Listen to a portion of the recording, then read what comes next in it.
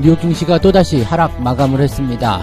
걱정거리를 계속 안겨주고 있는 모습인데요. 이번에는 경제 지표도 좋게 나왔고 전반적으로 부담감이 없는 상황에서도 주가가 크게 떨어졌습니다.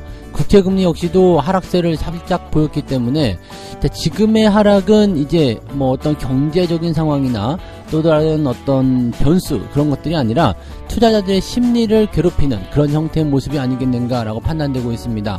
다만 시간에서 올라오는 종목들이 있기 때문에 주말장 미국 증시는 나쁘진 않을 것으로 예상이 되고는 있습니다. 이 부분 같이 알아보도록 하고요. 카카오뱅크의 대주주가 변경될 수도 있다 이런 얘기가 나오고 있죠. 지금 카카오가 사법 리스크에 의해서 지금 계속해서 하락하고 있는 모습이기도 한데 불똥은 카카오뱅크에 뛰어 있습니다.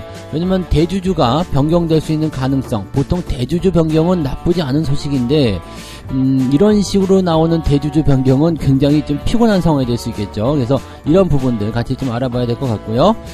에코프로가 황제주에서 밀려난 지 한참 된 것 같습니다. 근데 뭐 얼마 되지 않은 기간 동안에 주가 낙폭이 굉장히 컸기 때문에 이 부분에 대해서는 거의 개인 투자자들의 패닉 이런 것들이 오고 있을 거라 생각하는데요.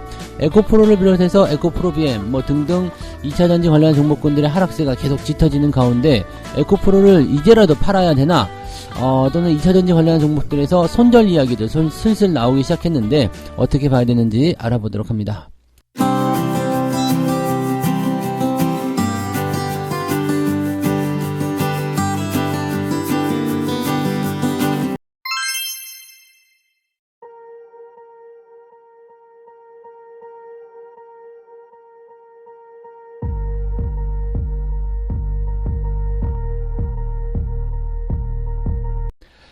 네, 반갑습니다. 오늘은 10월 27일 금요일입니다. 미국 증시가 또다시 하락세를 보였습니다. 장 막판에 조금 올라가나 싶기는 했는데 그냥 후반부까지 다 밀어버렸어요. 그래서 아침에 시작점은 약간 이제 보합 수준 시작했다가 쭉 밀려 내려왔죠. 그리고 장 막판 전에 살짝 올려서 회복하나 싶었는데 다시 막판에 또 밀어버렸습니다. 부담감들은 뭐 계속 있을 수 있다라고 판단되긴 하는데 특별히 지금 재료를 가지고 이야기하기에는 너무 빈약하지 않느냐라는 생각도 좀 들어요. 왜냐면 뭐 실질적으로 뭐 GDP라든지 또는 금리 이런 부분들이 너무나 오래된 재료이기도 하고요. 또 경기 성장에 대한 부분들, 또 연준의 입장, 이런 부분들이 아직까지도 시장에서 뭔가 주가를 끌어내리는 악재로 작용하기는 좀 애매하지 않냐 이거죠. 그런 부분들이 지금 현재 시장에서 계속 압박 요인을 작용하고 있으니까 이게 답답할 노릇입니다. 낙폭도 제법 컸어요. 다우지수는 마이너스 0.76이고요. 나스닥은 마이너스 1.76 하락하게 되면서 분위기가 조금 안 좋게 내려앉았습니다. 다만 뭐 전체적으로 이제 막판 시점에서 조금 반등을 시도했다는 부분이라거나 지표라든지 이런 재료들이 실질적으로 나쁘지 않은 상황이기 때문에 기대감은 조금 걸어볼 필요는 있을 것 같다는 생각이 좀 듭니다. 자, 내용을 좀 살펴보도록 하죠. 자, 전날 클라우드 실적에 대한 실망에 9% 이상 하락한 알파벳의 주가는 추가적으로 2% 정도 또 하락을 했어요. 그래서 요것도 지금 보면은 낙폭이 이제 줄어들었기 때문에 이제 추가 하락에 대한 부분보다는 이제 반등을 모색하는 모습이 나오지 않을까 생각되고요. 메타 같은 경우도 시장 예상치를 웃도는 실적을 내놨지만 주가는 3% 정도 하락을 했다라고 되어 있습니다. 앞으로 이제 광고 매출이 둔화될 가능성이 있는 것이 아니냐, 뭐 이런 것이 좀 우려감을 작용했다고 합니다. 자, 그 다음에 IBM 같은 경우는 역시 실적 좋게 나오면서 주가 4% 정도 상승을 했고요. 대신에 장난감 업체인 마텔이 실적이 좋았음에도 불구하고 이번에 연말 실적 그 쇼핑 시즌이 그다지 성황을 보이지 않을 것이다 라는 전망, 즉 수요 둔화가 일어날 수도 있다라는 전망이 나타나면서 실적이 올랐음에도 불구하고 7%나 떨어지는 이상현상을 보였습니다. 뭐 그런 부분이 있었고, 포드 같은 경우는 파업이 끝내 지금 아직까지는 이제 뭐 계속 진행 중이잖아요. 근데 파업을 끝낼 것이다 라는 그런 잠정 합의에 도달했다라고 얘기가 나와서 그런 좋은 소식이 전했음에도 불구하고 주가 떨어졌다는 얘기가 있고요. 뭐 실적이라든지 기업들의 어떤 처해진 환경들 이런 것들이 지금 현재 중요하게 작용을 했다라고 보여지는 모습이라고 보시면 되겠고요. 현재 이제 아마존하고 인텔 이런 부분이 나타났는데 아마존이 실적이 굉장히 좋게 나타났죠. 그래서 지금 시간에 시간의 거래에서 제법 많이 상승하고 있는 모습이 나타나고 있고요. 인텔 같은 경우도 실적 좋게 발표하게 되면서 시간의 거래에서 제법 강한 상승을 보여주고 있습니다. 자, 이렇게 된다라면 현재 기업들의 실적에 의해서 뭐 주가의 변동성이 좀 나타났다라고 판단해 볼 수 있는 내용이긴 하겠습니다만, 그동안은 조금 막 섞여가지고 안 좋았었다고 본다면 지금 아마존과 인텔 요거 두 개의 기업만으로도 금요일 장세가 상승할 수 있는 가능성이 좀 있다는 얘기죠. 그러니까 이것을 우리나라가 선 반영을 해줄 것인가, 아니면은 미국 증시가 돌아가는 것을 보고서 반등이 나올 것인가, 이 부분에 대해서 생각 좀 해봐야 되긴 합니다. 근데 국내 증시가 워낙 지금 반대 매매하고 걸려있는 것들이 많아가지고 쉽지는 않을 것 같아 보이긴 해요. 네. 자, 계속 재료 이어서 보면은요, 경제지표상에서는 좋은 재료가 나타났습니다. 지금 GDP, 3분기 성장률이요, 5%에 육박했다. 지금 4.9% 증가한 걸로 나타났습니다. 예상치였던 것이 4.7%였고요. 4.9%면은 지금 중국 성장률하고 비슷하잖아요. 미국의 중국 경제 성장률하고 비슷하게 나타났다. 근데 중국은 지금 이상적인 것이 4.9%고, 미국은 지금 4.9%를 달성을 한 거잖아요. 야, 그럼 대단한 거 아닙니까? 자, 그렇기 때문에 어떤 얘기가 나왔느냐. 옐런 재무장관은 미국 경제가 견조한 성장세를 이어가고 있다, 이렇게 얘기를 했습니다. 자, 견조한 성장세를 이어가고 있다. 이게 불안한 뉴스죠. 왜? 경제가 좋다는데 왜 뭐가 문제인데? 자, 여기서 무슨 얘기가 나와요? 바로 연준에서 그러면은 금리를 다시 인상할 수도 있겠다, 이런 얘기가 또 나올 수 있다는 얘기. 근데 이거 정말 캐캐 먹은 이야기고요. 경제가 좋아질수록 주가가 떨어진다, 이렇게 되는 것도 사실 너무 말이 안 되는 얘기잖아요. 그죠? 네. 내구재 주문도 큰 폭으로 증가했습니다. 그래서 내구재 주문이 크게 증가했다는 것은 대단한 거죠. 네, 4.7% 정도 증가했다고 되어 있습니다. 지금 전망치보다 2배 이상 증가를 했네요. 월가 전망치가 지금 2% 정도 되어 있었기 때문에 4.7%면 대단히 좋아진 겁니다. 주간 실업수당 청구 건수는 10,000명 정도 늘어났다라고 되어 있습니다. 여전히 낮은 수준이다. 20만 명대 초반이면은 거의 완전 고용 이런 식으로 생각하셔도 되거든요. 그래서 지금 기록적으로 여전히 실업자가 낮은 수준, 실업률도 굉장히 좋다. 아니, 이렇게 좋은 경제 상황 속에서 왜 주가가 안 올라가는 거야? 라고 생각해서 볼 수밖에 없어요. 여기다가 이제 국채 금리까지도 하락세를 보였어요. 자, 2년물 국채 금리는 5.05, 곧 4%대로 떨어질 것 같아요. 자, 10년물 금리는 4.84, 그 다음에 30년물 같은 경우도 떨어져가지고요. 4.98이 됐습니다. 이 정도면은, 나쁘지 않은 것 같다 생각되지 않습니까? 그죠?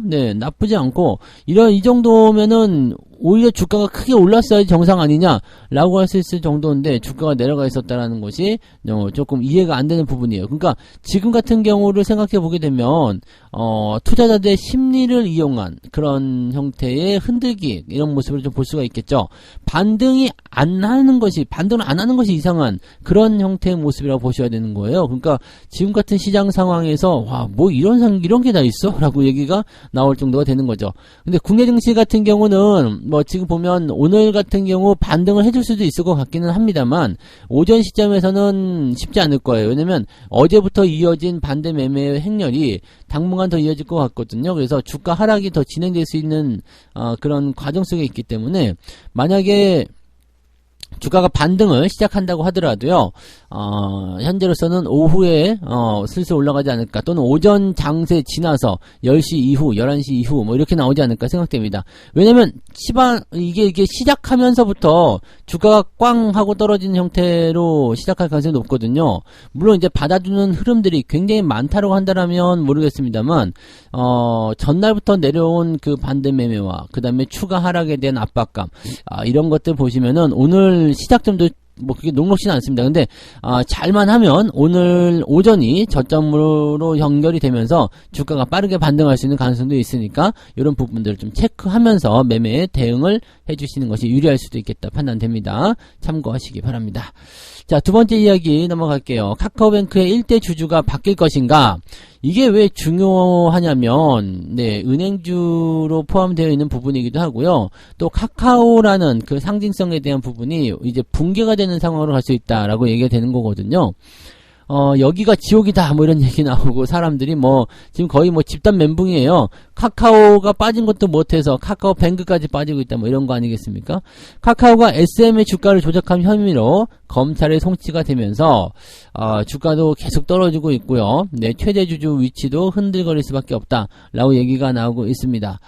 일단 시세 조정에 대한 그런 조사, 그러면서 이게 조금 강도 높게 이루어지는 것 같긴 하죠. 또 그 전에, 문어발식, 기업 확장이다, 뭐 이런 식으로 얘기도 많이 있었던 부분이라서, 카카오 이름 들어간 것들이 요즘에는, 네, 찾기가 좀 어려워지고 있긴 하죠. 네, 아무튼 그렇고요. 카카오뱅크는 그래서, 네, 어쩌고저쩌고 해서 2만원이 또 붕괴가 되는 모습이 있었다. 자, 법원에서 카카오 법인의 유죄가 확정이 된다라면, 카카오 법인이라는 것에 대한 유죄를 확정한다는 거예요. 네, 사람에 대한 구속이 일어났지만 카카오 법인 자체도 네, 이게 유죄다라고 얘기가 나올 수 있다는 얘기죠. 이게 법인이라는 게 말 그대로 사람으로 하나 치는 거예요. 그러니까 우리가 회사를 세울 때 법인이라는 걸 세우잖아요. 근데 개인 사업자고 법인 사업자고 가장 다른 것 중에 하나가 뭐냐면 자금을 마음대로 쓸 수가 있다 없다 차이거든요. 근데 이 법인이라는 것은 말 그대로 법으로 인정한, 사람, 인격체, 이런 식으로 봐야 되거든요. 그러니까 법인이란 이 회사 자체를 하나의 사람으로 봐요. 그러니까 이 사람이 벌어들이고 이 사람이 쓰고 하는 것들에 대한 부분에 대해서 세금을 매기는 거고, 대표이사, 즉, 내가 세운 회사이지만, 나도 월급쟁이가 되는 거예요. 그래서 이 법인한테서 월급을 받는 그런 구조가 되는 거죠. 물론 이제 나중에 청산할 때나 그러면 지분별로 해서 다 나눠갔기 때문에 큰 문제는 없죠. 그리고 합법적으로 이제 돈을 받아가기 위한 배당이라는 게 존재하잖아요. 그래서 배당을 통해서 또 돈을 받아가기도 하고, 일단은 그런 건데, 이 법인이라는 것을 이제 인격체로 보기 때문에 이런 식으로 유죄를 확정 지을 수도 있다. 그러면 이 회사를 데려다가 감옥에 집어넣을 수 있는 것도 아닌데 어떻게 되는 걸까요? 벌금을 망창 때리나요? 네. 자, 지금 인터넷은행 특례법에 따르면 인터넷은행 지분 10%를 초과 보유하려면 최근 5년간 금융 관련 법령 등과 관련해 벌금형 이상의 처벌을 받은 사실이 없어야 한다. 벌금을 세게 때릴 수가 있겠구나. 그죠? 사람은 구속이 되지만 법인이라는 것은 이제 유죄를 판결해서 벌금을 세게 때릴 수 있겠다. 이렇게 되면은 네, 확실히 힘들 것 같긴 합니다. 자, 지금 인터넷은행 특례법에 들어가 있는 거잖아요. 그러니까 범법자에 대한 부분은 최대 주주로 할 수 없다라는 것이 이제 중요한 법령이 되겠습니다. 카카오가 지금 자본시장법 위반 혐의로 벌금형 이상을 확정받게 될 경우 확정받을 것 같잖아요. 그렇게 되게 되면 지금 카카오뱅크의 보유 지분이 27.17%래요. 그러면은 10%를 넘기면 안 된다고 했으니까 17.17%보다 조금 더 많게 17.2% 정도를 네, 모두 처분을 해야 될 것이다라고 되어 있죠.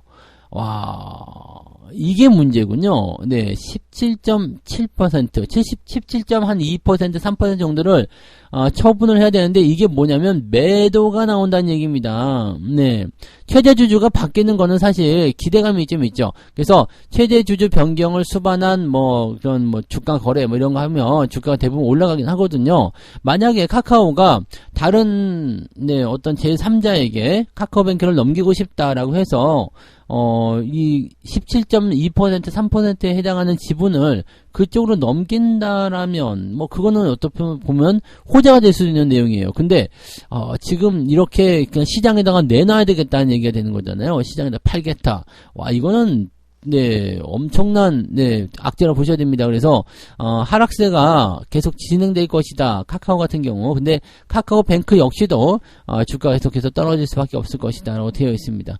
증권사들이 사실은 더 나빠요. 네, 지금 와가지고 또 목표 주가 낮추네 어쩌네 막 그러고 있는데 좀 별로네요. 그래서 카카오 관련 종목군들에 대한 그런 관심도 좀 많이 낮춰져 있는 상태다. 이렇게 보시는 게 맞을 것 같습니다. 카카오뱅크 역시도 주가가 조금 안 좋은 방향으로 계속 흘러갈 수 있을 것이다. 라는 판단을 좀 해봐야 될 것 같습니다. 손절이라는 게 의미가 있을까 싶기도 한데, 네, 카카오 뱅크 같은 경우는 그래도 그런 것들 조금 고민해 볼 수 있는 시점이 있지 않을까 생각되니까요. 한번 고민들 많이 해보시고, 네, 전략을 조금, 수정하시거나 아니면 리스크 관리를 하시는 쪽으로 접근을 해주시면 좋지 않을까 생각합니다. 자, 세 번째 이야기 넘어갑니다. 황제주 에코프로 70만원이 붕괴됐다. 개미들 멘붕. 이제라도 손절해야 되나요? 이렇게 얘기를 하고 있습니다. 이제라도 손절해야 되나요? 네, 이거는 정말 나쁜 말이에요. 또 다른 나쁜 말. 지금 사도 되나요? 네, 이제라도 손절해야 되나요? 이거 둘 다 되게 나쁘네. 왜 적정한 시점에서는 가만히 있다가 이제 주가가 많이 올라가거나 떨어졌을 때 지금 해도 되나요? 이렇게 얘기를 하냔 말이지. 물론 이제 뭐 그런 마음을 이해 못하는 건 아니에요. 더 수익 내고 싶고 뭐 어쩌고저쩌고 하는 그런 부분들이 분명히 있을 거라 생각합니다만은, 그렇다고 하더라도 네, 좀 이제 와서 한다는 것은 조금 너무한 것 같다는 생각이 좀 들어요.